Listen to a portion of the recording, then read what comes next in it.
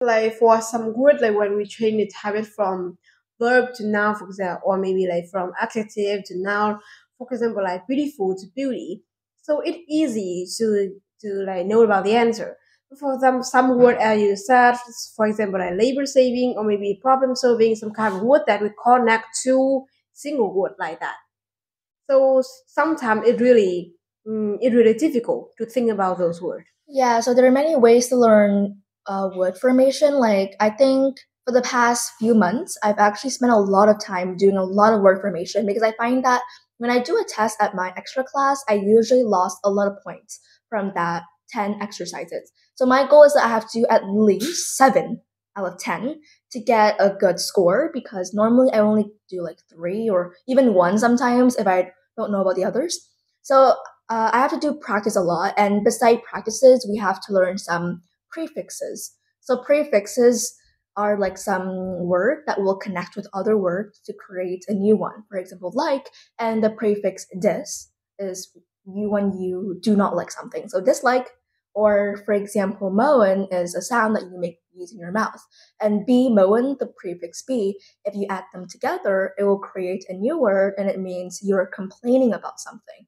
So you have to learn prefixes, and I think you have to learn how to change them or into adjectives. And besides, you have to just learn more new words and practice new things so that you have to remember the meaning. Because I think for some people, when they do word formation and they look at the answers key, they just write the words down. And I bet that next time when they have another sentence, which is uh, the same scenario and use the exact word, they will not be able to know the answer to that because the last time they did not check the meaning and they did not check whether it's a noun or a verb or an adjective. Yeah, I also think like that. And also I think another part that is also really difficult to learn now is like the idiom. Because the meaning, it's not just like we look at the meaning of each single word in that idiom and we can like translate that or maybe we can know the meaning of that. So idiom is also another thing that for me is a bit difficult to learn. Well, for idioms, I think if it's like multiple choices, then I can actually guess the meaning of the idioms even if I've never known them before. But for rewriting sentences, probably not. We have to learn them. But I think the key to idioms is that sometimes you can actually guess if you're doing multiple choices because even though you don't know this, for example, there's this idiom which is when pigs fly, right? And pigs never fly, so it basically means something impossible. So you can try to guess. You can guess, just sometimes, not always. Yeah, So it that's is still good to learn more idioms. But for rewriting sentences, I think it's good for you to learn some common phrases and just as much phrases as possible. yeah, like about the idiom. So if we do the multiple choice or maybe like fill in the blank, so we can guess because we just have to fill like one word in that, so we can sometimes we can like properly guess about that word. But for rewrite a sentence, so if that kind of like idioms it has on the question, so we can change. We know how to change how to like rewrite a sentence. But if we had to rewrite a sentence with one word, so I think that it really difficult for us to think about that idiom. Yeah. And I think now I wish that I could have practiced more when I was in eighth grade because when I was in eighth grade, things were pretty much slow and it's pretty easy.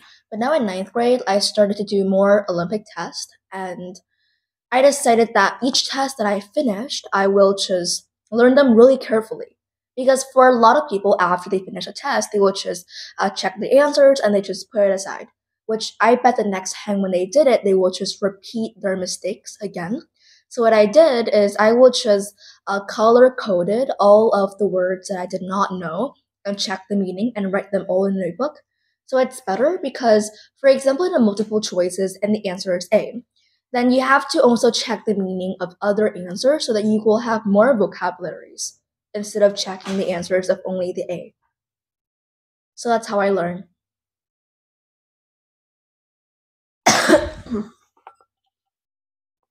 And besides, next week I will be taking the excellence exam. So yeah, it's like city level. Yeah. So, what how many percent you think you will score? Like you can do in that test? Well, I'm not gonna tell because I've once learned that if you just speak something or you tell something that you haven't achieved, you will never achieve it.